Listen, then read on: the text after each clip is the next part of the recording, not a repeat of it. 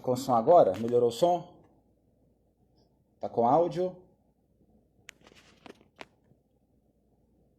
Com áudio, sem áudio? Vamos lá. Vamos resolver aqui o problema do áudio.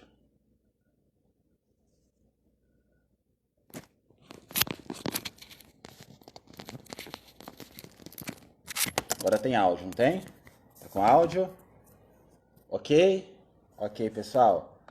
Então vamos lá. Mais uma vez, me apresentando aqui, eu sou Alexandre Rosa, fisioterapeuta, especialista em fisioterapia ortopédica esportiva. Sou professor universitário e maratonista e sou o criador desse perfil aqui, o Correr Sem Lesão. Né? O Correr Sem Lesão foi um perfil que nasceu devido à necessidade que eu via em unir a ciência com a prática. Né?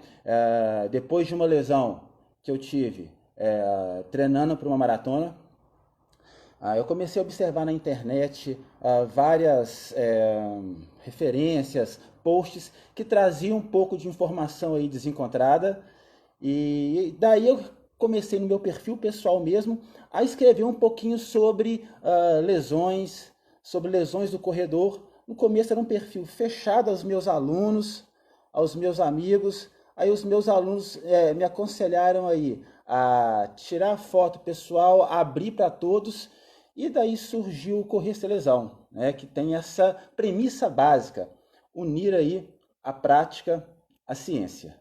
E, obviamente, no Brasil tem vários fisioterapeutas esportivos, tão capazes quanto eu de falar aqui para vocês hoje, mas talvez o que me trouxe até aqui hoje é fazer essa live para vocês. A minha relação com o uphill, a minha relação com essa maratona aí que, no meu ponto de vista, ela é única, né? E essa relação, ela começou aí em 2016, quando um paciente, que é amigo meu, um amigo pessoal, me convidou para fazer a uphill, que foi o Leandro, né? Na época eu estava voltando dessa lesão que eu falei para vocês, que originou aí o Correr Sem Lesão. Eu falei assim: olha, eu correr com você esse ano eu não posso, mas eu posso te ajudar a subir a serra. E comecei a estudar um pouquinho aí sobre o que era uphill, os desafios que essa prova ofereciam. E é uma prova, mesmo do ponto de vista biomecânico, uma prova única. Eu vou explicar por quê. Apesar de ser uma prova que é no asfalto, ela tem características aí bem parecidas com trail. Por que com trail? Subida, descida, muita diferença de altimetria, curvas. Então, assim, a gente pode quase considerá-la uma prova mista.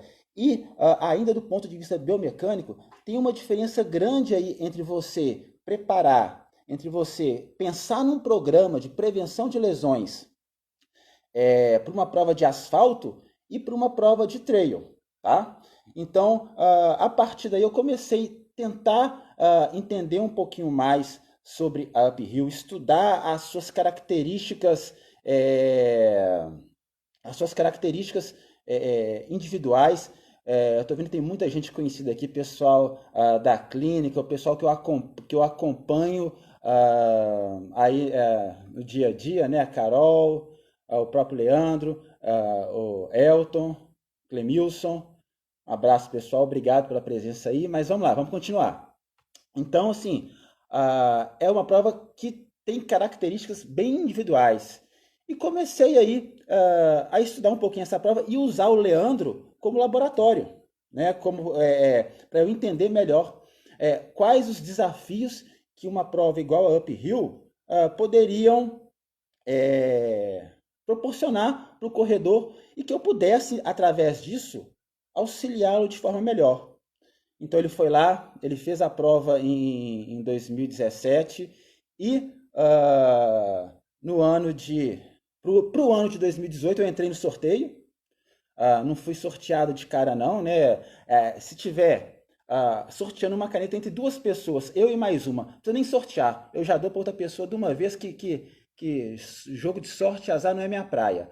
Então eu fui chamado um pouquinho depois, mas a partir do momento que eu fui chamado, eu falei, bom, então eu tenho um desafio pela frente. Agora o desafio não é só treinar uma pessoa, não é só treinar não, porque eu não sou treinador, eu sou fisioterapeuta, eu tenho uma clínica de fisioterapia esportiva, nós temos parcerias, inclusive, com vários treinadores, estou vendo alguns aqui, a Carol Lintz, que é nossa parceira aí também, o próprio Elton, que hoje é meu treinador, o João Paulo, lá de Salvador, então, enfim, né? A gente não faz treinamento, a gente presta assistência fisioterápica, a gente faz estudos biomecânicos para ajudar as pessoas a cumprirem seus objetivos, seja ela uphill ou outra prova qualquer.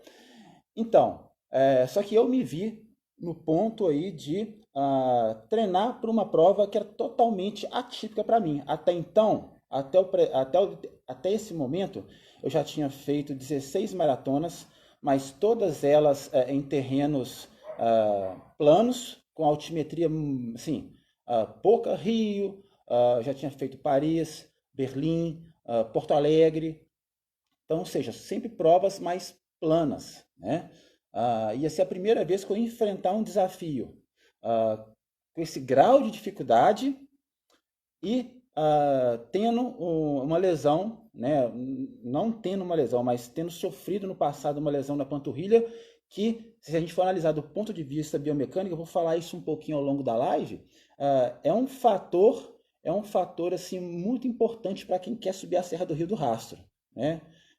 O Leandro está falando aqui, é um pouquinho Nutella? Era um pouquinho Nutella sim, tá? É. Mas, enfim, então, aí vem o primeiro ponto importante que eu acho que o, o, o corredor tem que entender dessa live.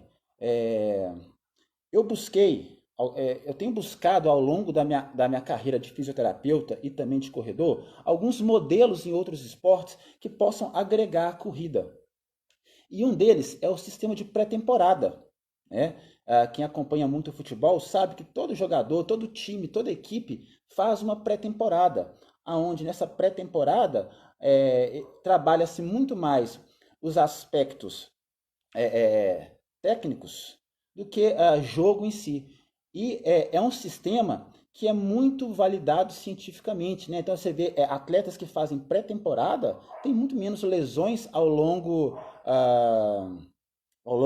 de uma temporada do que os atletas que não fazem a pré-temporada. Então eu tentei trazer isso um pouco aí para a corrida.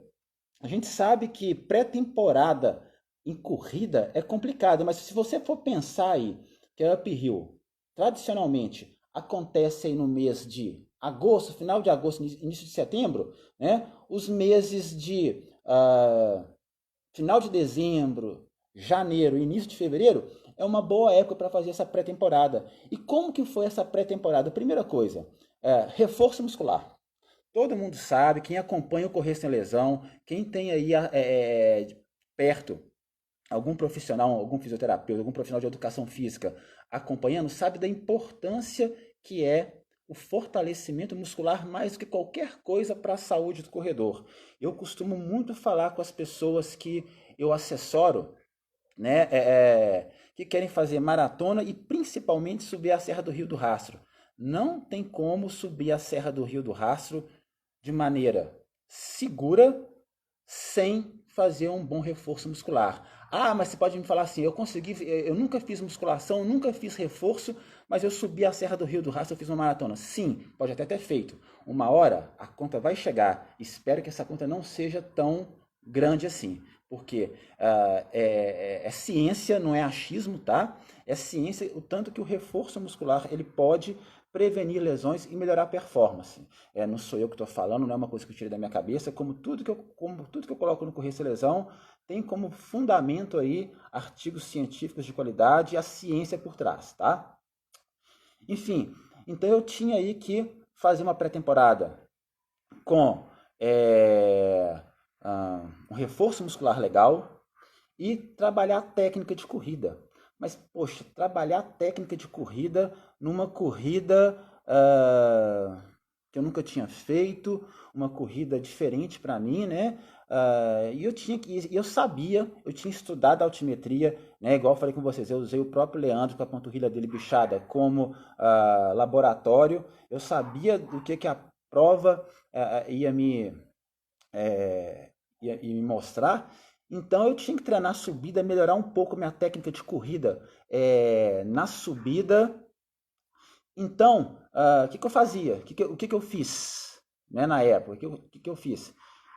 Aqui em Belo Horizonte, quem conhece aqui sabe que tem uma avenida que é Afonso Pena, que sai do centro da cidade e vai até o alto da Serra do Curral, dá uma diferença mais ou menos de 3, 4 quilômetros de avenida, com uma altimetria muito forte.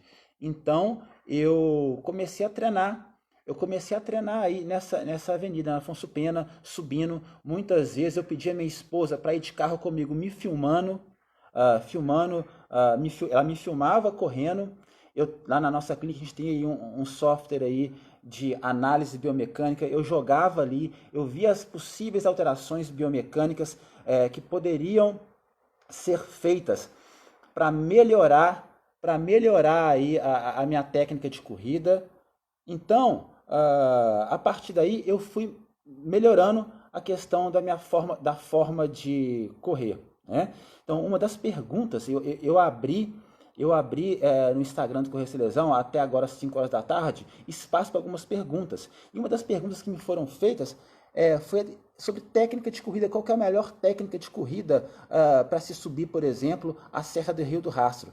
Cara, quando a gente fala em técnica de corrida, não existe uma corrida perfeita, não existe uma forma perfeita que sirva para todo mundo. Cada um tem a sua forma certa de correr, cada um tem uma forma de correr que vai se adaptar ao seu biotipo. Então, é importante essa análise biomecânica justamente para isso, para se achar a sua técnica correta para correr, a forma mais econômica para você correr. Eu vou dar só um exemplo para vocês da importância dessa análise biomecânica específica para o corredor.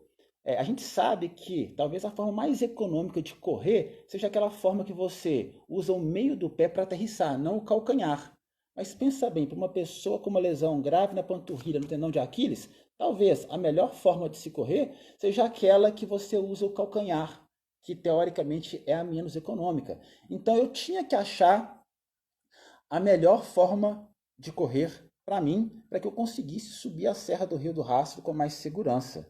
Então foi isso que eu fiz no meu mês de final de dezembro e começo de e o mês todo de janeiro foi trabalhar reforço muscular de forma específica, reforço muscular de panturrilha, glúteo médio, musculatura intrínseca da sola do pé, que é uma musculatura geralmente negligenciada e que pode ser aí muito útil na hora da propulsão, principalmente na hora para correr em subida, que você fica muito tempo ali usando a ponta do pé, você ter esse mecanismo propulsor em dia vai ser fundamental aí para você não se lesionar.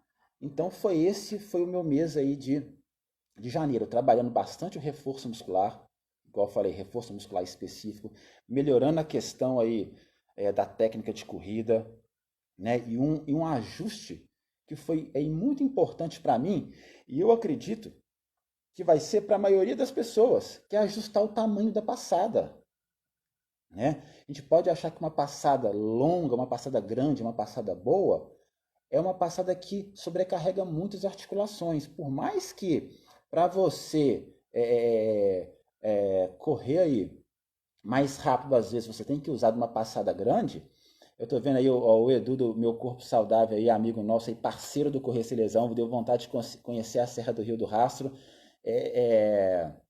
Com certeza, quem conhece aí a Serra do Rio do Rastro, não esquece não. É igual Minas Gerais, igual o Elton falou outro dia, você não esquece não. Então, acho que vale a pena conhecer assim, se não for para correr, nem que seja para passear. Né?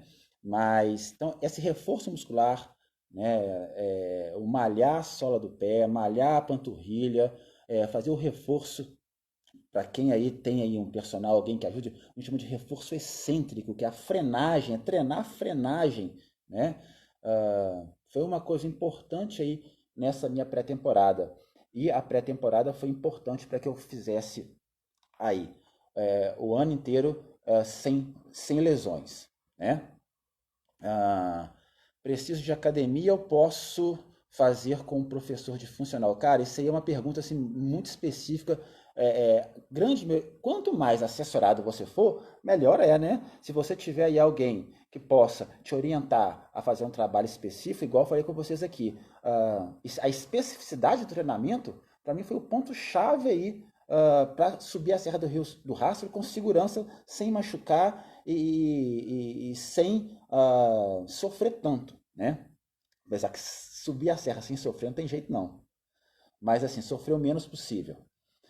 Então aí vem o segundo ponto, que é começar aí a fazer os treinamentos específicos, né? Acabou a pré-temporada, então aquela rotina de musculação, 4, 5, até 6 vezes por semana de musculação mesmo, que eu tinha feito, eu reduzi para 2, 3 vezes no máximo, reforço mais leve, aquele reforço, então aquela sobra muscular que eu tinha que acumular, eu acumulei nos meses de dezembro e janeiro. Então, fevereiro, isso diminuiu bastante e eu comecei a fazer aí o treinamento mesmo, a planilha.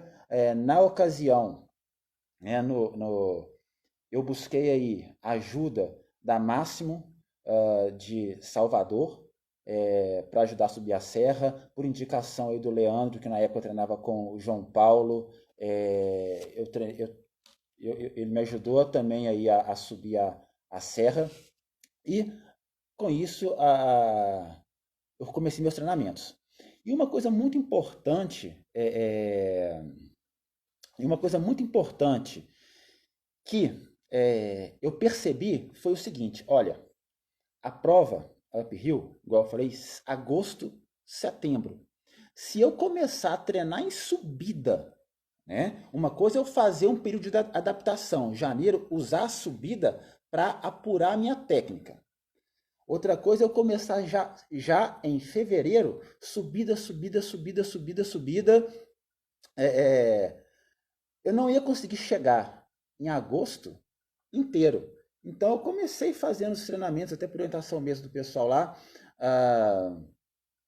mas no plano mesmo, treinando aí a questão do volume, para só depois, só num período mais tarde, eu entrar no treinamento específico de subida. Então, se você não está acostumado com treino de subida, se você não está acostumado aí a pegar diferenças grandes de altimetria, não adianta você no começo do ano de preparação para uma uphill, você querer começar fazendo subida logo nos primeiros meses. Você tem que ganhar o volume, fazer um ciclo como se fosse um ciclo normal de maratona, para só depois ali nos meses de abril, maio, você começar um treinamento específico em subida, né? Tá, vamos lá, uma dúvida aqui importante, eu vou interromper um pouquinho a história aqui, ó.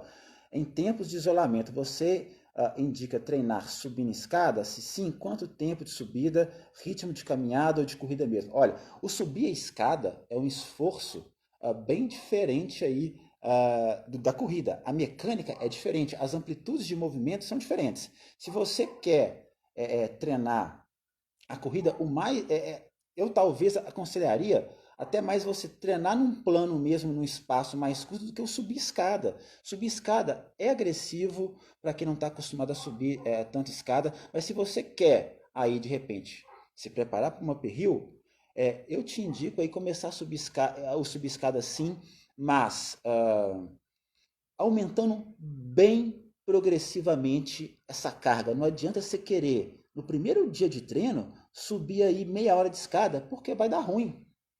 Vai dar ruim, né? Então, o raciocínio para a escada vale igual para o treino de subida. Tem que ser bem gradual, bem aos pouquinhos. Você ir aumentando. O principal fator de lesão é aumento de sobrecarga súbita, né? Então, você aumentar esse esse volume de corrida, volume de subir e descer a escada de maneira bem gradual, talvez seja o ponto-chave para você não se lesionar, tá? Então, fica a dica aí, quer subir escada? Beleza, vamos subir escada, mas bem gradual, porque a grande maioria das pessoas não estão acostumadas, tá? Uma outra dúvida aí do Clemilson, tem que dar moral para ele aí, que é paciente nosso lá, né? Nós estamos acompanhando aí, nós estamos né, tentando colocar o Clemilson e subir a serra também. Qual das provas você considera mais casca grossa? Uphill ou 50 km da Serra Estrada Real? Uf, diferente. Primeiro, uma são 50 quilômetros. 50 quilômetros na terra, 50 quilômetros de uma altimetria muito parecida com a do Uphill. Então, talvez o 50K do XTR Estrada Real tenha sido um pouco mais casca grossa, pelo menos para mim, que não estou tão acostumado assim com trail, do que a Uphill. Mas aí é uma batalha difícil, né? As duas provas são muito pesadas e exigem muito treinamento e treinamento de maneira bem específica, tá? Vamos ver aqui outra dúvida aqui. É possível treinamento para uphill apenas na bike? Não. Possível, né? Usar o termo que não é possível é me pegar pesado. Mas assim, eu acho muito pouco provável, muito pouco aconselhável você treinar para uphill só na bike, né? A gente sabe que o ciclista tem um potencial cardiovascular, um VO2 máximo muito grande. É uma característica aí do ciclismo, né? Da bike. Mas a biomecânica é totalmente diferente. Os músculos utilizados são aí diferentes também, a forma na qual esses músculos são utilizados são diferentes. Então, princípio da especificidade. Se você quer fazer aí uma prova de bike, vai treinar a bike. Se você quer fazer aí uma corrida, vai treinar amassando asfalto mesmo, correndo mesmo, tá? O que eu acho é a questão do cross trainer, né? Eu sempre indico como forma aí de descanso ativo, de recuperação, um dia no treinamento, você alternar o esporte, você fazer um outro esporte para trabalhar o cardiovascular, né? Mas preservando um pouquinho a musculatura alvo do seu esporte principal. Então, no caso da corrida, eu acho a bicicleta, né, o ciclismo um bom cross-training. Eu, por exemplo, antes da pandemia, eu costumava nadar um dia na semana, né? Que era uma forma de eu manter aí o meu cardiovascular ainda assim ativo e descansar a musculatura alvo da corrida. Porque se você for pensar, a natação é um esporte na horizontal com gravidade reduzida. Então, assim, a forma de ação muscular é outra, é completamente diferente. Você tem os benefícios cardiovasculares sem ter tanta sobrecarga da musculatura alvo, sem ter um impacto que você tem na corrida. Então, como forma de cross-trainer, de descanso ativo, bike e natação é muito legal, tá? Mas, princípio, se você quer, né, melhorar, cumprir uma prova casca grossa, igual uphill ou Xterra 50 km, especificidade é o ponto-chave aí. Especificidade é tudo, tá? Os 25K. Eu não lembro aqui de cor os tempos de corte, não, tá? Mas tem tempo de corte, sim. Esse ano agora de 2020, se houver a prova, mudou um pouquinho, mas tem tempo de corte, assim, mas são tempos de corte assim, perfeitamente possíveis de serem alcançados com um treinamento legal aí, tá? Dalene perguntando aqui, eu não devia responder, não, que ela tem preconceito com Minas Gerais, mas né, nadar e correr é uma boa, sim. Tá? Então vamos lá. Eu vou continuar aqui, responder algumas perguntas. Vamos continuar aqui a historinha.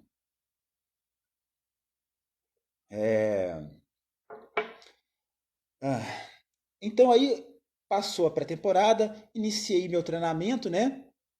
E aí vem aquele período que você vai aumentar volume, aumentar bastante o volume, diga-se de passagem. Você vai começar a fazer aí, você vai começar a fazer aí as primeiras subidas. Então aí vem também o período das lesões, aquele período que a pessoa está bem fisicamente, ela já venceu ali o período da pré-temporada, já quer ali começar ali a fazer provas maiores, às vezes coloca uma maratona mais plana no meio do treinamento, que foi o meu caso, que eu coloquei a maratona Nilson Lima de Uberlândia no meio do meu treinamento da Uphill. Então, aí começam as lesões, tá? Preciso de academia ou só funcional? Cara, tanto faz. Você tem que reforçar a musculatura. A forma que você reforçar, se você reforçar de maneira bem assertiva, tá valendo, tá? Contanto que você faça esse reforço.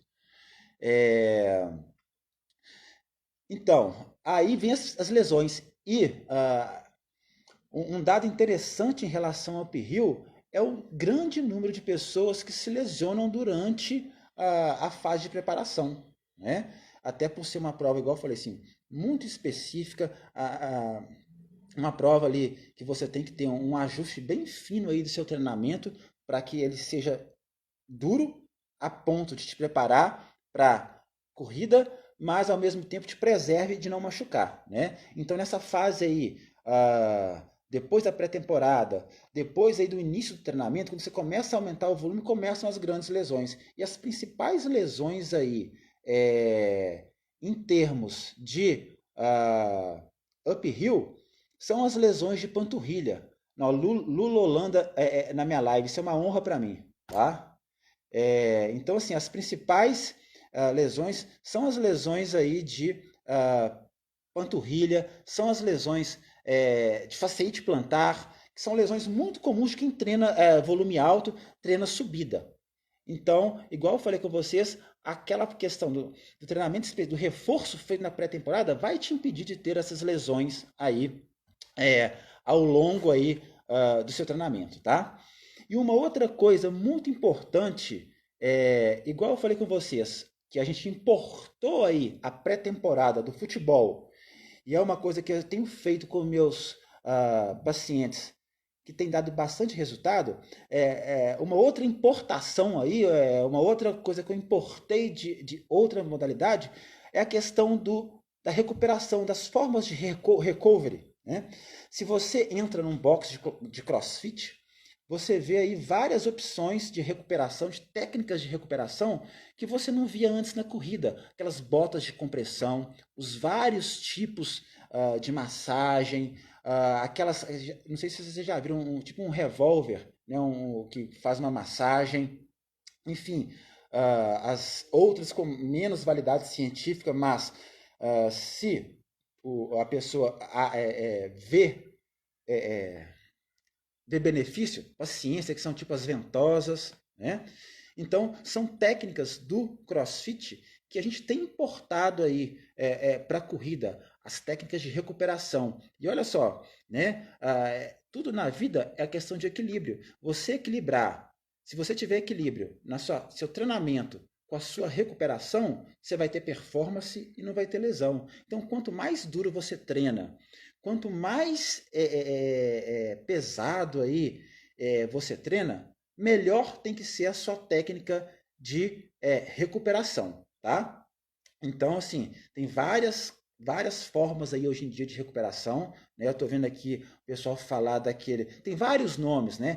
Theragun, Hypertonic, Hyperflex, a Smart Gun, enfim, tem várias marcas aí, mas o objetivo é o mesmo. Tem que ter um pouquinho de cuidado no uso, né? Porque o uso daquilo ali você tem que usar no músculo. Se você usa no tendão, se você usa no menisco, diretamente numa estrutura óssea ou no nervo, você vai machucar essas estruturas, tá? É a mesma questão da liberação miofascial, né? Você tem que usar a liberação miofascial no músculo.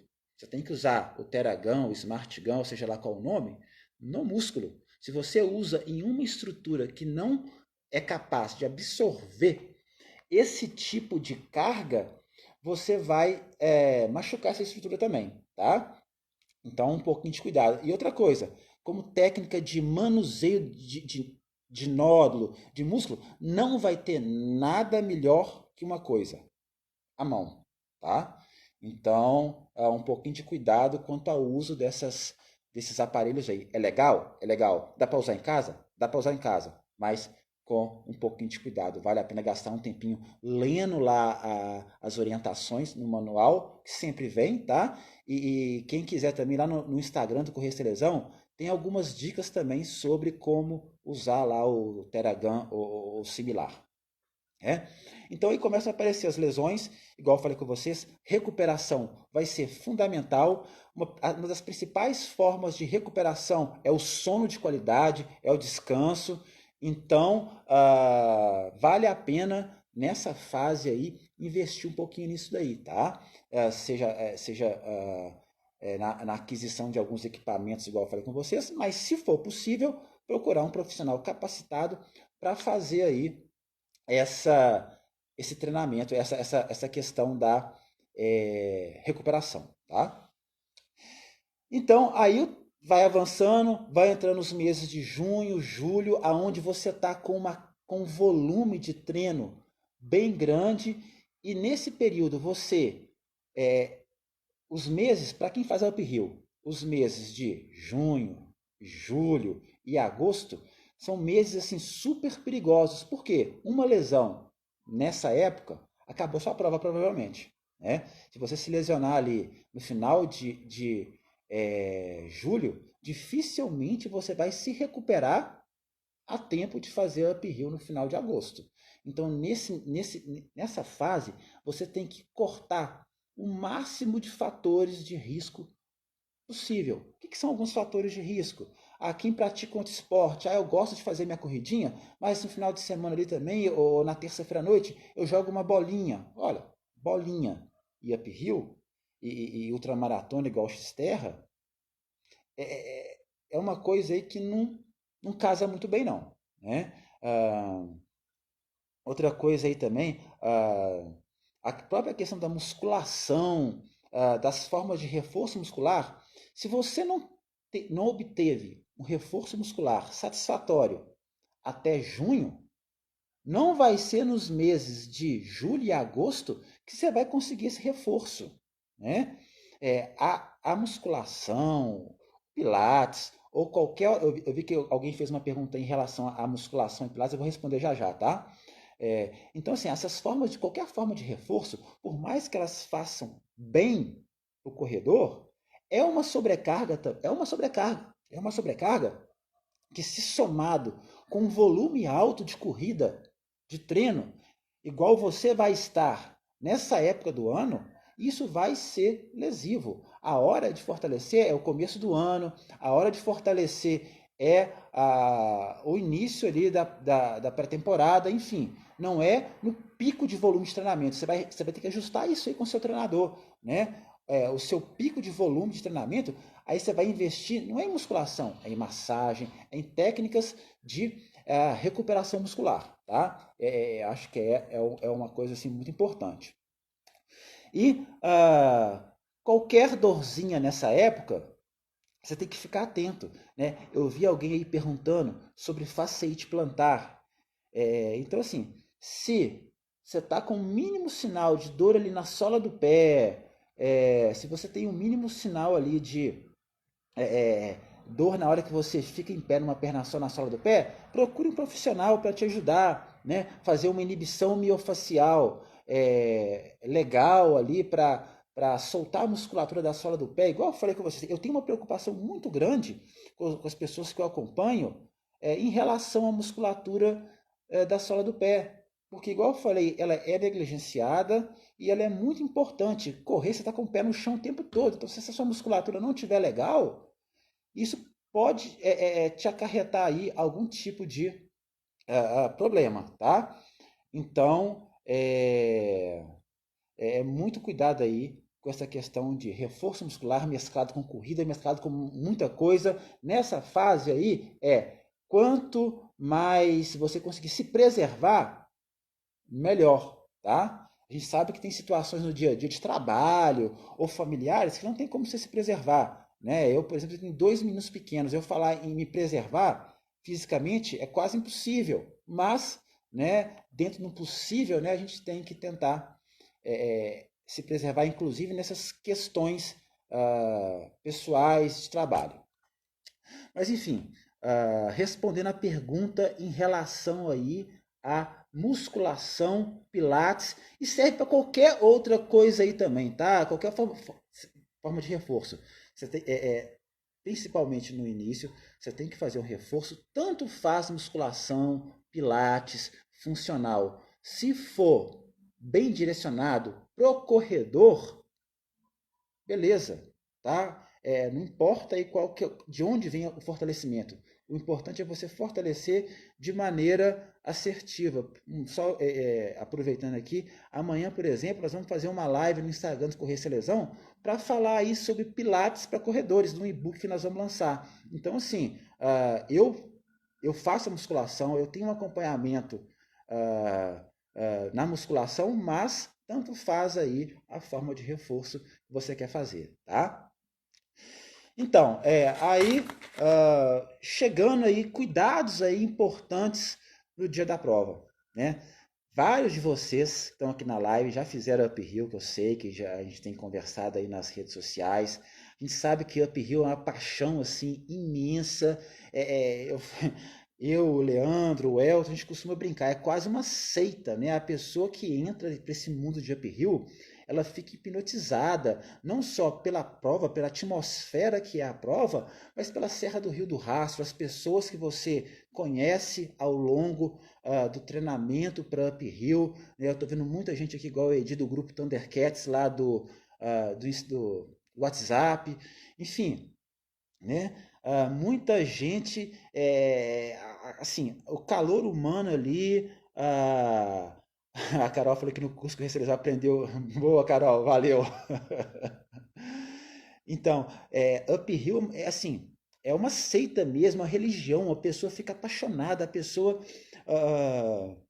ela sonha uphill, ela respira uphill, ela consome uphill boa parte do seu tempo aí na corrida.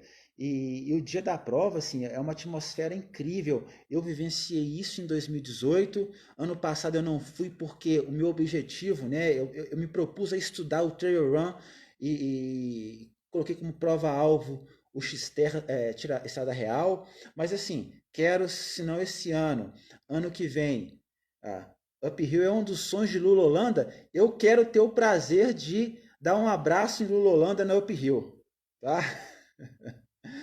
Enfim, é uma prova mágica, assim, né? Fiz grandes amigos na uphill. Enfim, a Cíntia Uphill é um presente, com certeza, Cíntia, né? A esposa do Demo. É um presente, sim. Enfim, e assim, e todo mundo que já fez sabe que geralmente chove, geralmente é frio, e um outro conselho que eu tenho para dar para as pessoas é termorregulação é algo treinável, tá? Você consegue treinar o seu corpo ao frio, você consegue treinar o seu corpo ao calor, né? Eu vi até a palestra lá do próprio Bernardo aqui da X3M falando da experiência dele na correndo na Antártica, lá que ele treinava dentro de um galpão, de um frigorífico, né, para fazer a adaptação do corpo dele ao frio. Então, termorregulação é algo treinável. Você sabe que a uphill ela vai acontecer muito provavelmente em ambiente, num dia frio, num dia chuvoso. Então, você treinar pelo menos uma ou duas vezes nessas condições é fundamental. Né? O seu corpo você tem que chegar na uphill no dia da prova inteiro. O seu corpo tem que chegar para uphill sabendo o que ele pode encontrar. Então, se você acha assim, já teve uphill no calor extremo, mas a grande maioria das vezes foi frio. No ano que eu fiz foi frio. Ano passado foi frio pra caramba. O Leandro, né, foi lá, filmou para mim, fez todo, foi agora o cara matou de inveja aqui, mora do lado da serra, né? Então, assim, ele pode até me responder aqui. Lá é frio, de natureza lá é frio. Então, você treinar termorregulação. Como que treina termorregulação? Para de procurar condições perfeitas de treino, né? Se você sabe que a uphill vai ser fria, treina no frio, né? O Anderson, Anderson, Curitiba, não é Curitiba, é Chovitiba. Então lá é frio e chuvoso o ano inteiro. Então você está muito bem adaptado, né? Por exemplo, para a Lene, que é de Belém do Pará, tem que entrar no frigorífico mesmo para treinar, né? Então treinar termorregulação é isso, é você se adaptar aí ao clima, né? Treinar aí num horário mais frio, de madrugada, igual a Ju que aqui de BH tá falando também, né? Aqui em BH as madrugadas estão frias, aqui em BH, né, o pessoal vai e sobe lá para a Serra do Curral, lá para o Retiro, treina lá, enfim, é bem provável que na sua cidade tenha um dia, um momento mais frio que você possa treinar. Se você não tem, prepara sua mente, né? A gente viu semana passada a live da Vanessa assim, sobre treinamento mental, que foi assim fenomenal para mim, né? Então, se você não consegue fazer esse treino de termorregulação, você pode treinar pelo menos somente para isso, tá? Mas termorregulação é algo treinável e é um conselho válido aí para quem quer fazer uphill, pensar nessa questão do treino no frio. Mas enfim, além dessa dica da treinar o corpo ao clima, a largada da uphill é uma coisa muito contagiante, né? Uma coisa assim, eu lembro assim, como se fosse hoje, né? Na largada assim, aquele vídeo do sapinho, né? Aquela voz, prazer, eu sou a Serra do Rio do Rastro. Então assim, ali sobe uma adrenalina assim a mil, né? No dia da prova assim, eu olhei pro lado assim, tava o Leandro assim gritando, eu olhei pro outro lado, tava o Alvino lá do Viciados em Coisa de Rua também filmando e gritando, balançando a câmera assim. Então, ali, o ímpeto que você tem ali é sair em disparada, né? É sair correndo a mil ali. Tem que pensar que a uphill é uma prova que você não vai fazer ela com menos de 4 horas, a não ser poucos, tá? Bem poucos mesmo. Se você pegar um percentual de pessoas que completam a uphill em menos de 4 horas, é um percentual muito pequeno, né? E então, assim, você sai em disparada ali, você pode né, pagar o preço. Né? Você pode pagar o preço. O cabelo do João Márcio também no dia lá da Uphill também. Igual eu falei, cada coisa, cada história que a Uphill nos proporciona, né, que a gente cria amigos, cria situações que a gente leva para a vida inteira. E foi assim comigo, por isso hoje eu estou com 22 maratonas, e a Uphill é a única que eu tenho vontade realmente aí de fazer de novo, e eu vou fazer de novo, assim, se não esse ano que vem, enfim. Então, assim, poupar, tem que poupar para o final. Os últimos 4, 5 quilômetros, para quem não fez, alguém me perguntou aí, conselhos que você daria para quem vai fazer a primeira vez? Alguém perguntou aqui, mas, eu não consegui responder na hora, mas primeiro conselho, poupa para o final. Na hora que você vê a capelinha, reza um pouquinho se você souber rezar. Se você não souber rezar, você, sei lá, mentaliza alguma coisa boa na sua cabeça, né? E sobe, porque a partir dali, meu amigo, minha amiga, o bicho vai pegar. O bicho vai pegar mesmo, né?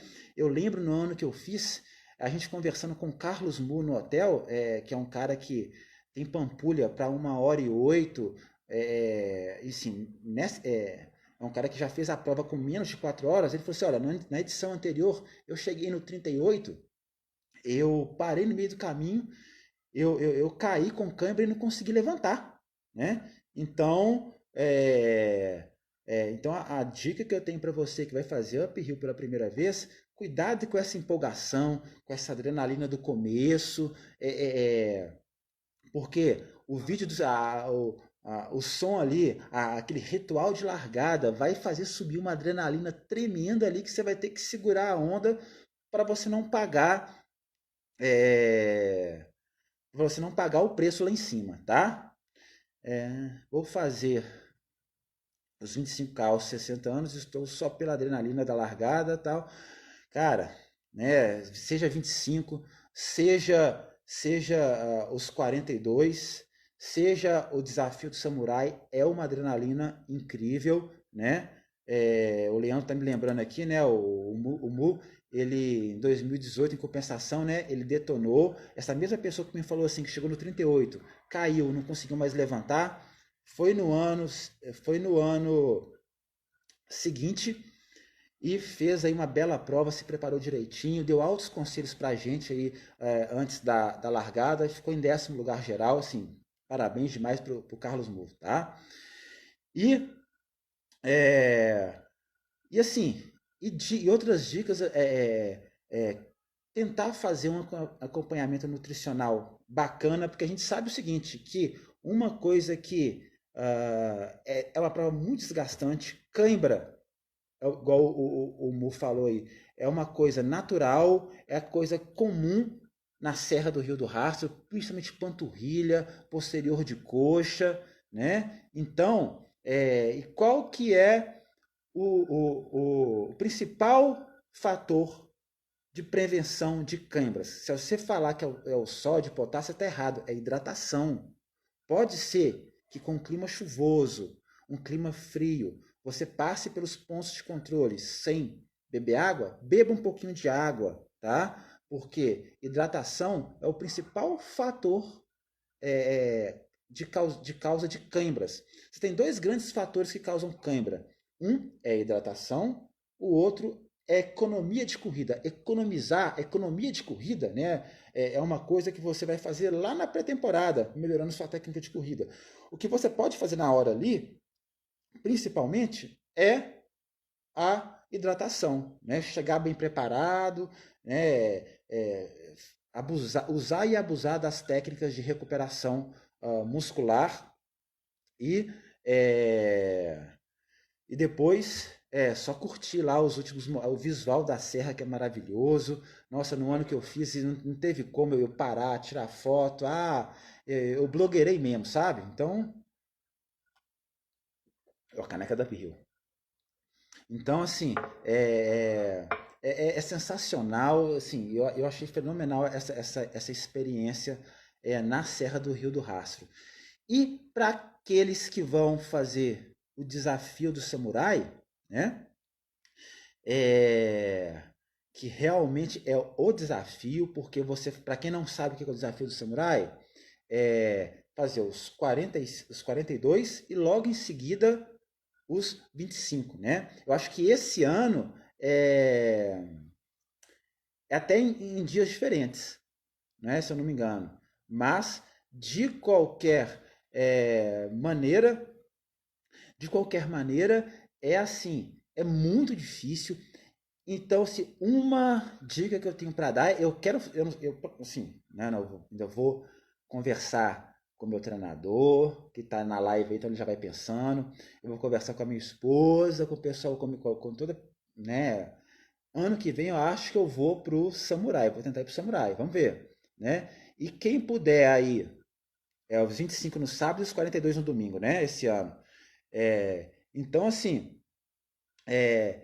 quem puder aí fazer um esquema de recuperação no local, seria o universo perfeito, né? Você fazer aí, você, depois que você correu os 42 ou os 25, seja lá qual vier primeiro, você tem um tempinho ali para fazer uma bota de compressão, você fazer uma massagem leve, massagem é legal, massagem também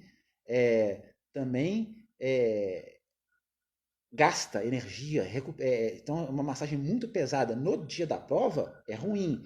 Então se você tiver um esquema aí de bota de compressão, massagem leve, alguma coisa assim para te recuperar o dia seguinte, seria fantástico aí, né? Então,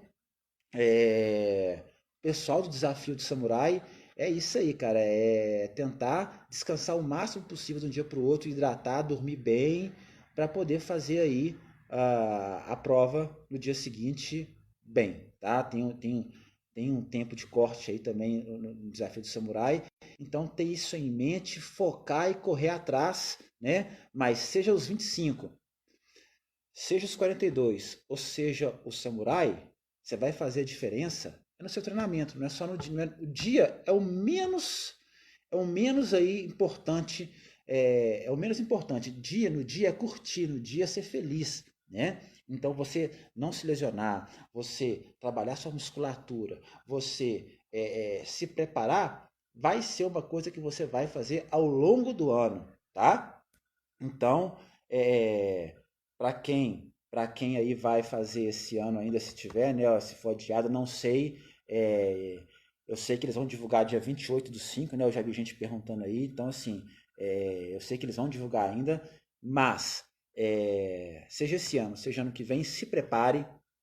Chegue no dia, chegue na Serra do Rastro 100%, chegue inteiro, porque a Serra vai te cobrar, ela vai te devolver muito mais, mas ela vai te cobrar, tá? Seu corpo tem que estar aí 100%, tem que estar em dia e você vai conseguir isso agora, no seu treinamento, na sua preparação, na sua melhor estratégia para chegar lá bem, né, Júlio? Lá é a cereja é a cereja do bolo lá, né? Então, não, esse isolamento agora, né? Usar ele como pré-temporada é uma boa, né? É uma boa sim, né? Eu, pelo menos, eu usei muito. Eu tô voltando a correr agora depois de quase 60 dias, né? Fiquei uns 40 dias pelo menos sem correr, malhando, treinando, trabalhando aí, não só o físico como o mental, enfim, né? Para começar agora o treinamento de volta inteiro, 100%. Estou aí aumentando minhas planilhas aos pouquinhos também, né? Igual eu falei com vocês, o principal fator de causa de lesão é sobrecarga, então aí aumentando bem aos pouquinhos aí meus volumes para a chibata, né? Tô sabendo, não se lesionar e conseguir fazer as minhas provas aí esse ano, se é que elas irão acontecer. Se não acontecerem, não tem importância. Ano que vem nós vamos voltar aí firme e forte, com a corda toda, fazer prova só quando se sentir 100% seguro, pensar que a saúde tem que vir sempre aí em primeiro lugar, né? E treinar força, né, Carol? Treinar aí as panturrilhas. Uma coisa muito importante que eu vi também uma pergunta aí em relação a alongamento, tá? Eu costumo falar isso muito nas redes sociais do Correr Sem Lesão, para os meus pacientes principalmente, para os meus alunos na faculdade. Eu não só falo, como cobro de maneira bem ostensiva, principalmente nos cursos de pós-graduação, tá? Para a grande maioria dos esportes, alongamento não previne lesão, tá? Não sou eu que estou falando, não é uma opinião pessoal minha, é ciência, é o que mostram os artigos científicos, é o que mostra aí a ciência, tá? Se você gosta de alongar, beleza, alongue, mas isso não previne lesão. Não acho uma prática legal o pré-prova, principalmente uma prova igual a uphill. Eu acabei de falar com vocês aqui que você vai precisar de muita força na panturrilha. A panturrilha trabalha ali numa amplitude de movimento muito pequenininha, passo curto. Então, assim, só respondendo a pergunta, é isso aí que você tem que priorizar, tá? Para você correr uphill aí de maneira mais segura possível, para você correr não só uphill, qualquer prova que você quiser aí, a maratona, meia, enfim, de maneira bem segura, correr sem lesão, tá? Vou abrir falta aqui mais uns 3, 4 minutinhos para acabar o tempo da nossa live aí. Vou abrir aí um pouquinho esse restinho com alguma pergunta aí que alguém mais queira fazer, né? Tô vendo aí a participação aí de várias pessoas. Qual o benefício real do alongamento? Pode esclarecer isso? Posso. Se você tem uma musculatura encurtada, limitando a amplitude de movimento, você tem que fazer alongamento. Tirando isso, você não precisa não, tá? Para correr, em raríssimos casos você vai precisar do alongamento, tá? Porque a corrida você tem amplitudes de movimento muito pequenas. Na corrida, como em outros esportes, você precisa aí transmissão rápida de força. E o alongamento muitas vezes te tira isso daí, tá? Então, alongamento tem que ser uma coisa assim bem direcionada, algumas situações que você vai precisar. Essas situações não são as situações que você encontra na corrida, talvez em outro esporte, né? Ou a perna no futebol, você tem que ter um alongamento legal, né? Membro superior no vôlei, ginástica olímpica na corrida, não, você não precisa de alongamento, tá? Uma articulação com mobilidade reduzida tem mais evidência de lesão? Depende do grau de restrição, tá? Toda articulação tem uma amplitude de movimento normal. Ter essa amplitude de movimento normal é importante. Essa amplitude reduzida demais é ruim, aumentada demais também é igualmente ruim. Você tem que ter, cada articulação no corpo tem um valor bem determinado, tá? E esse valor, quanto mais você tiver dentro desse valor, melhor, mais equilíbrio articular você encontra. Nem para menos, nem para mais. Vamos ver aqui, tal. Enfim, pessoal,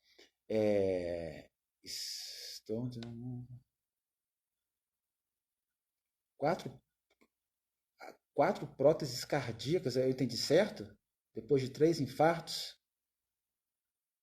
João Fernandes.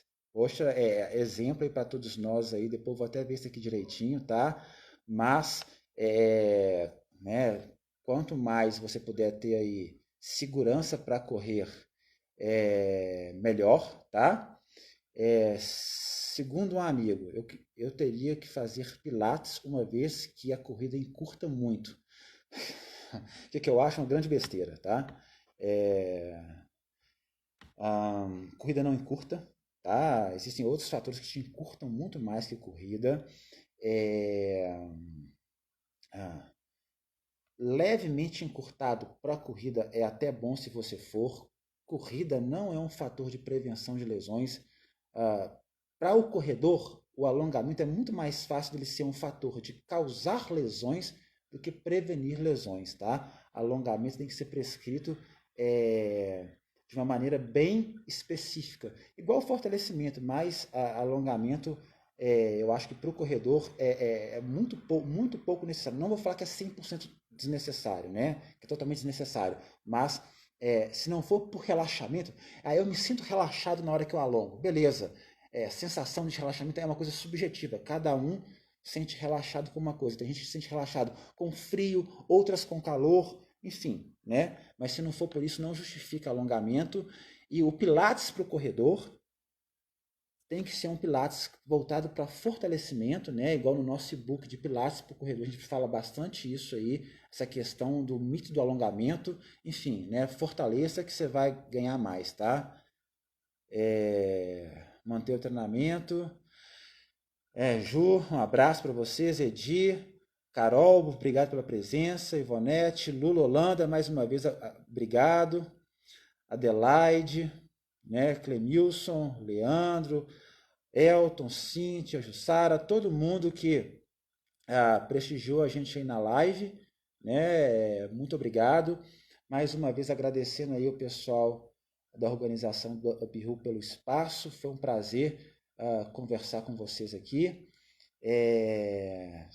Coloco-me à disposição, né, caso queira tirar dúvidas, conversar um pouquinho sobre corrida. Obrigado, Edu, aí do Meu Corpo Saudável aí, segue lá no Instagram também, que é bem legal.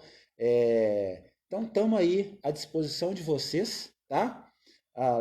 Ou pelo Instagram, Correr Sem Lesão, ou pelo Facebook, nosso canal no YouTube. Estamos aí para ajudar vocês, né? Encontrar vocês aí, quem sabe, numa próxima UpRu, tá certo? Pessoal, valeu, Leandro, valeu por ter sido aí o exemplo aí da nossa live.